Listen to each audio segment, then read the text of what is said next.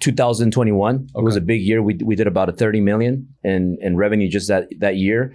Overall, I never thought about it, but overall, I mean, I'm sure I've made over 100 million.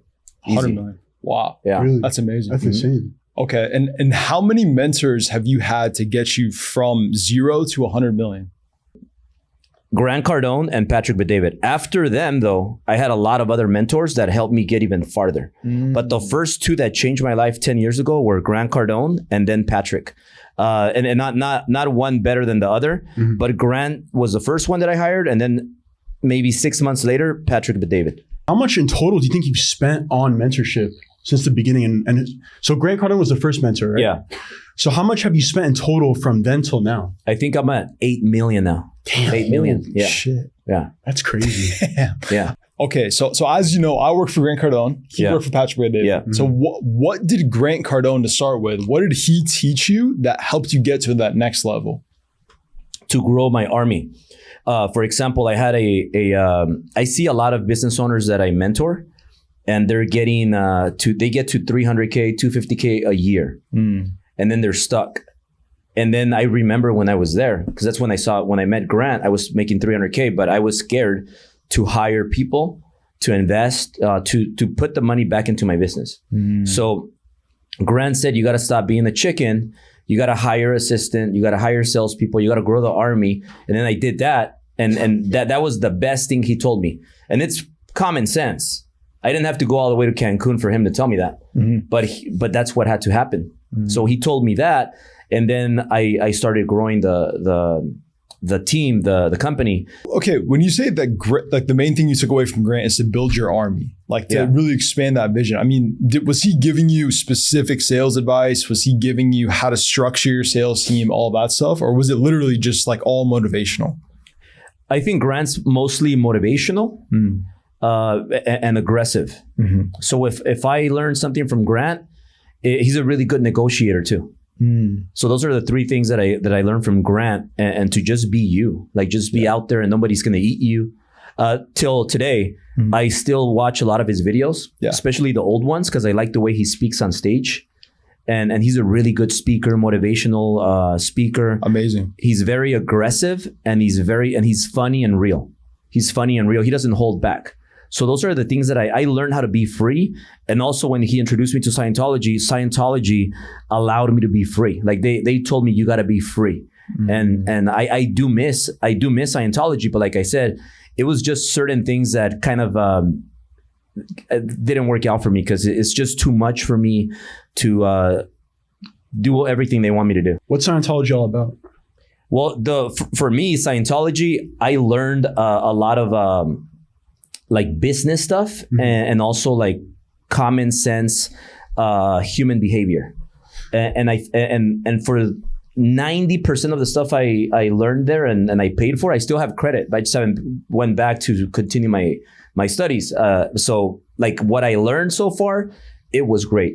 What I didn't like, if that's the other question, is I just didn't like how much time it took. To consistently just have to go there and I would tell them, hey, I like the stuff, but like I can't drive all the way there, all the way back. There's traffic in LA, and they would always tell me like, hey, you know what? You just have to you got to figure it out. You got to make time, and you know. So that's what I didn't like, and also like the aggressiveness of, hey, you got to get another course. Well, I haven't even finished my past course. Oh, you got to get another course, because they sell courses, and that's how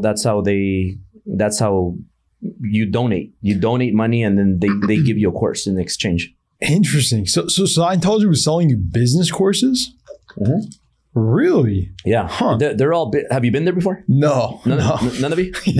No. Yeah. So it's a religion. They call it a religion. Yeah. So they teach you business. Yeah, that's what they do. They teach you business.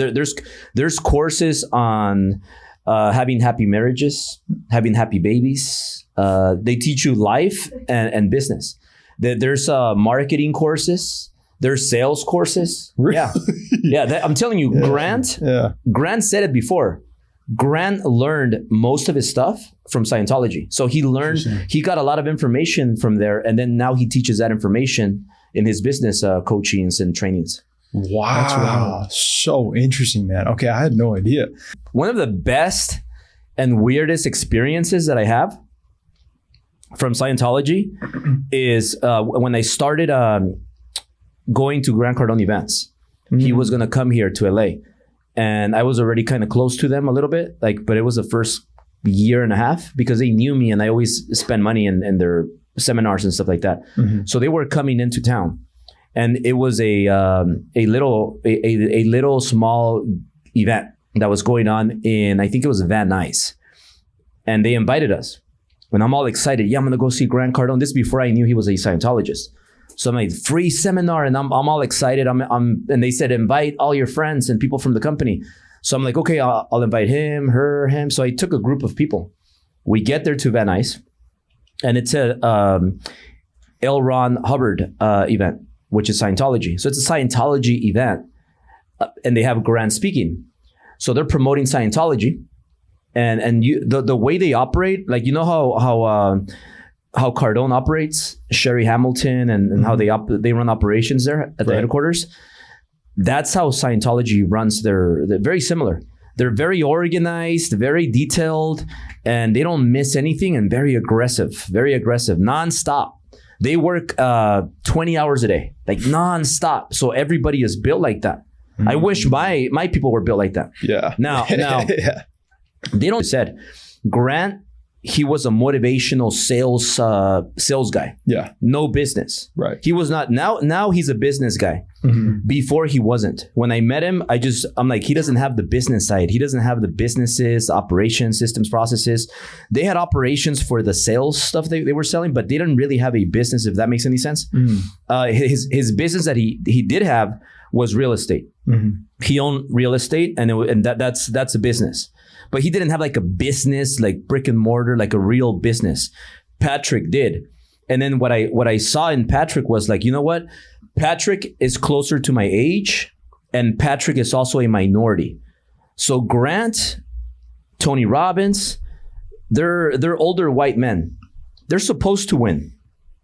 I said, well, I'm a minority. Like, I'm not white. I'm a Mexican American. I want to learn from another minority. So I said, well, Patrick Bet-David, he's a minority. He's closer to my age than Grant. And I said, if he has a company where he has all these salespeople and employees, it's a financial company, the one he sold. I'm like, if he has this company and it's highly regulated too, it's like a boring business, life insurance, mortgage, like they're both negative too. Like, why do you want life insurance? Just in case you die. Yeah, it's negative. Why do you want a mortgage? Mortgage means like death, like a loan that's death. So like they're both like very. So I learned that business side. Then I started businesses. We started the mortgage guys. We started Ambiance Realty. Now we have an escrow company, Conquer Escrow. We have Driven Funding. It's a business funding, a business lending company. We have Driven Solar now. We have Driven Ads. It's a marketing agency. So we just been starting new stuff because of the personal brand. But now I'm making money also coaching and selling training. But with Patrick, he told me, hey, you're making 1.8 million. That's what I was making when I met Patrick. I got up to 1.8 million. So Patrick came about a year after Grant. So I broke 1 million. I got to 1.8 million. And then Patrick said, hey, you got to build systems and processes. You got to build your operations. And then I started working on the operations side with him and Sil, because Sil is the operator. She's like the COO of all the companies. So she handles that. And then I hire the sales. Okay. Interesting. Okay. So Grant expanded your vision. So before, I know it's common sense, but my question to you is, did you need to pay that money to make that decision? Like, do you think that you would have gotten there anyways, or do you think that you needed him to be able to give you that vision? It's a rule that you cannot bypass. You got to pay, because when you pay, you're committed. People that say, I'm not going to pay, I could do it on my own. I'm going to watch YouTube videos. I'm just going to read books. Like, at least for me. Who was the coach that really made the biggest impact on your life? I mean, besides them two? Yeah. The last one that I just hired, I spent like $400,000 in him. He's John Maxwell.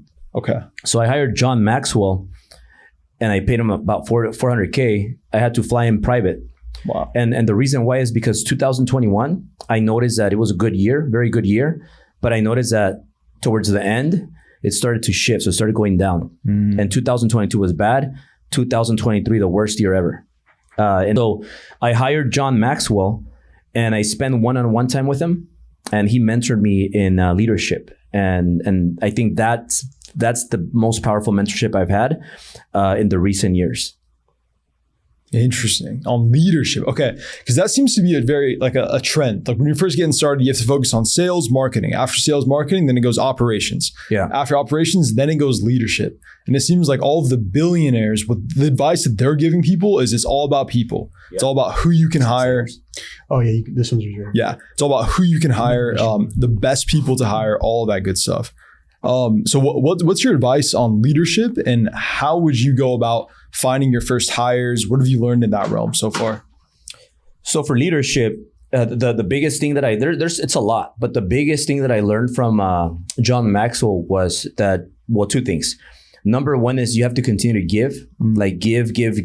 And there's always going to be people that are going to take and leave. Yeah. So you can't stop that. But you also got to be selective to who you give. So they got to earn it. So there's a rule called the Pareto rule.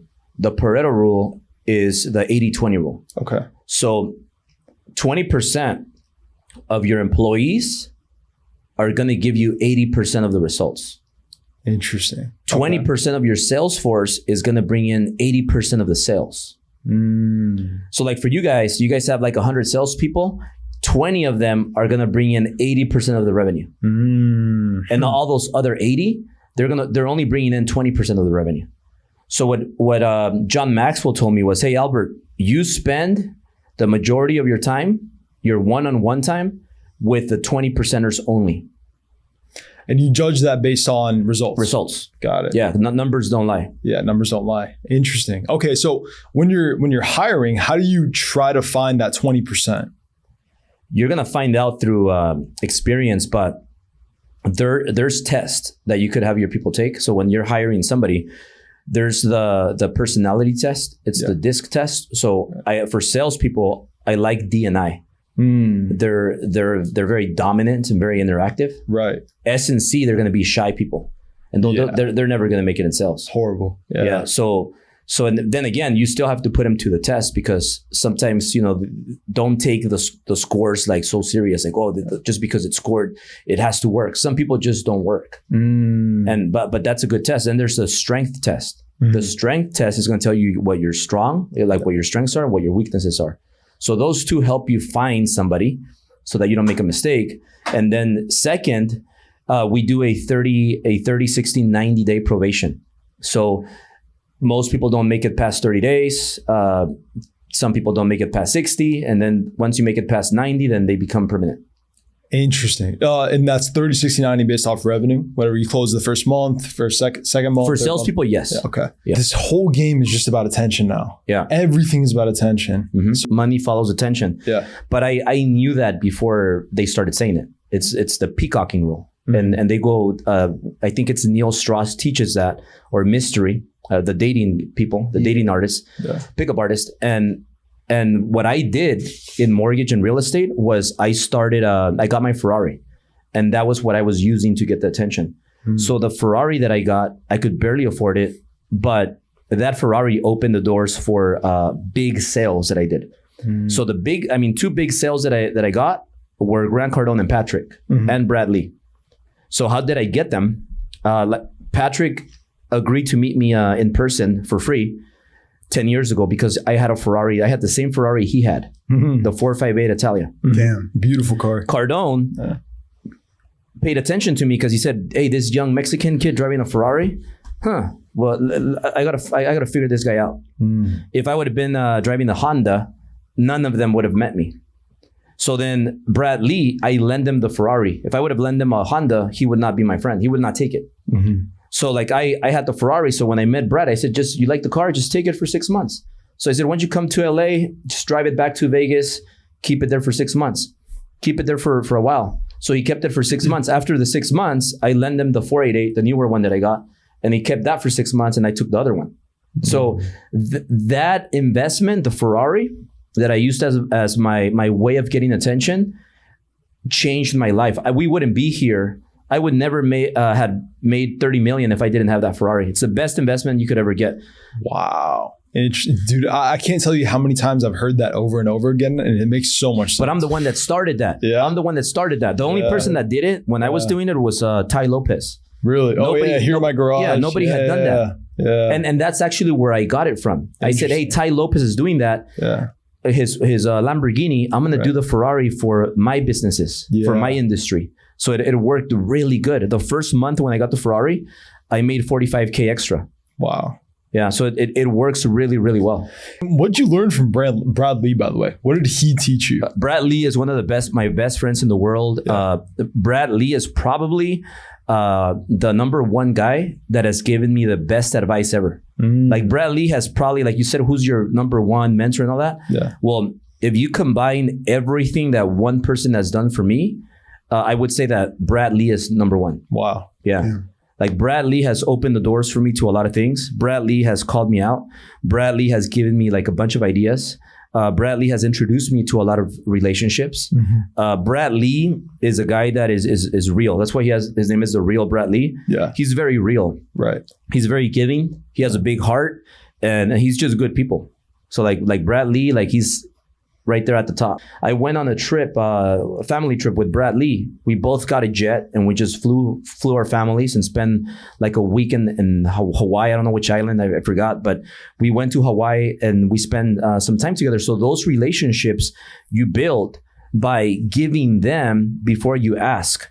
So like I gave him the Ferrari, which made him think about me more than he thinks about his wife. Because his wife, you know, you see the wife when you get home. Yeah. Hey babe, what we're gonna eat? Okay, cool. And you go to sleep, and your wife is the last one you talk to, or your husband, whatever that looks like. But Brad was not thinking about me just when he got home. He was thinking about me when he woke up and he got into my car, the Ferrari, and turned it on. He was like, Albert. And then lunch, he would go have lunch again, Albert. Yeah. Then he would get home in the Ferrari, Albert. So he was always thinking, he would think about me all day long, right, because he was driving the Ferrari. Yeah. And he would keep thinking about me, that he would keep inviting me. Hey, Albert, why don't you come over this weekend? Hey, Albert, I'm having this event. You want to come speak? So... But what did he exactly teach you in business wise? Like what were some of the strategies that he gave you? Well, he told me, he didn't tell me, he gave me very good advice. He told me to build my personal brand. So he said, build your personal brand. Then he said, stop waiting for Grant Cardone, just do your own thing. So he's the one that told me to do Driven. Interesting. That you started your own thing, Sales Bros. You guys are young. And you're very passionate about it, but now with the podcast that you have right here, that's if I can say one thing, maybe not the number one thing, but one of the top things that helped me blow up, especially my personal brand and the revenue, is starting my own podcast. So on my podcast, I've had Jordan Belfort, Grant Cardone, Patrick Bet-David, Ed Milet, Alex Hormozi, David Goggins, John Maxwell. I can go on, and Dean Graziosi. Everybody has been on my podcast. Lewis Howes, like they all been here. Like they've been at the headquarters. You know, they've been wherever I am. So like that alone will get you more eyeballs, and you guys will blow this up. Like you have some salespeople out there, sales coaches or salespeople that are in, you know, they don't know what's coming. Yeah, 100%. And what's really interesting to me is that all of this came from your personal brand, which Brad Lee told you about. Right. So, okay, so from the personal brand, what advice would you give people to start their own? I mean, we're doing this right now. We're just starting our personal brands. Yeah. How do you start that? How do you make it work? What's the schedule? Tell me everything about that. So for you guys, I would ask, how much money do you have right now to invest? Like how much money do you have disposable to invest? I would also ask, how much are you comfortable spending? And then I would ask, like, what is the income like right now every month? And then from there, I would say, hey, if your income and your money isn't where you want it right now, then hire a hybrid assistant / videographer. If you're making X amount and you have X amount in the bank and you're good to go, then hire a full-time videographer and then hire a full-time assistant. Why? Because you don't want to be doing things that are not at your pay grade. Meaning, if your hour is worth $500 an hour, you don't want to go make your protein shake. You don't want to go put gas in your car. You don't want to take your car to the washer. You don't want to pick up your dry cleaning. You don't want to go get your water. Like only things that only you can do. Like nobody can work out for you, so you guys got to go work out. You can't have somebody take a shit for you. You got to take your own shits. But everything else, somebody else should be doing it. That's your assistant. Then your videographer should be recording you all the time, because you got to be getting content when you're doing podcast, when you're working out, when you have meetings, when you have trainings, and that becomes your content. If you look at Andy Elliott, if you look at Brad Lee, if you look at Patrick Bet-David, they have a lot of content. Most of their content is just somebody recording them. They chop it up and then they post it. And then another thing is posting your own content. You guys shouldn't be posting your content. That takes a lot of times, because you have to be posting like 8-10 times a day. So that's like 45 minutes each time you post, because you got to post on Twitter, on Instagram, on Facebook, on YouTube, everywhere. So that's going to take a lot of time. So what I do is my team is recording me, because I am the content. I don't have time to create content or content day. That's a waste of time. Content day, like, dude, you must not have no life if you have time for content day. So for me, it's like I am the content. Record me at all times and chop up the content, and then you post it for me. So my team will post it for me. So if you have a hybrid, which is an assistant / videographer, then you're gonna be a little bit limited with how many posts you're gonna have. But if you have a full-time videographer and a full-time assistant, then you're gonna have more horsepower. Yeah, I like that idea. So the content that you're actually making, though, it's just natural. It's just whatever. I mean, it's you working, when you randomly get an idea, you just film it. Well, it's not even about ideas. It's just me being me. They're recording me being me. Sometimes I'll have an idea. And that's why, like, I everybody that's watching this, you should hire a full-time videographer, full-time, not a VA, not somebody that works from home. You want people that you could touch. Because you could be like, hey, let's go film this right now. I have this idea. I'm in a good mood. Let's film this right now. You have an idea where whether it's you jumping off a cliff, you pumping a bottle of champagne, dropping a weight, spilling a drink, or whatever idea you have, you film it on the spot. If you have somebody working from home, you can't have that. If you have a VA assistant, you can ask her for a protein shake. For sure.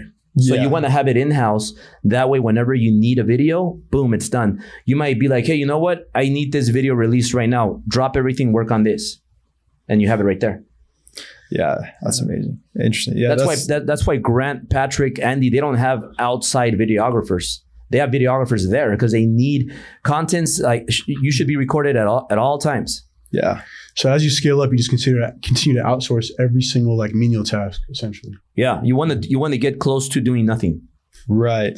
Okay. Is there anything left that you have right now that you want to still outsource, or is you pretty much have this set the way you want it?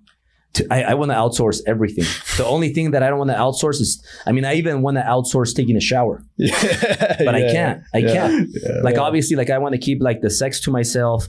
That I have to do. The working out, I have to. But if I could outsource working out, I would outsource it, because I hate working out. I don't know if you guys like working out. I hate it. The only thing about working out at a gym is the hot chicks. Only thing. Other than that, working out is a fucking pain in the ass. Who likes to work out? Like, I don't know. I don't know about you guys. I don't enjoy getting to the gym and doing cardio and picking up heavy weights and doing my sets. Like, I don't enjoy doing that. But the mental benefits. After I'm done working out, I like how I feel. So if I could have somebody do it for me and I get the feeling and the results, then I would do that. But other than that, everything that I could delegate, I want to delegate. I just want to do things that I really love and enjoy doing, and only things that only I can do that are going to move the needle, meaning make the most money. For sure. Got you. For sure. So where's your focus at right now going forward? I want to sell a company for $1 billion. And once I do that, then I want to focus on like I want to do a few things. So number one is I'm going to get my own jet. I'm going to purchase a jet. I'm going to take my family on a world trip.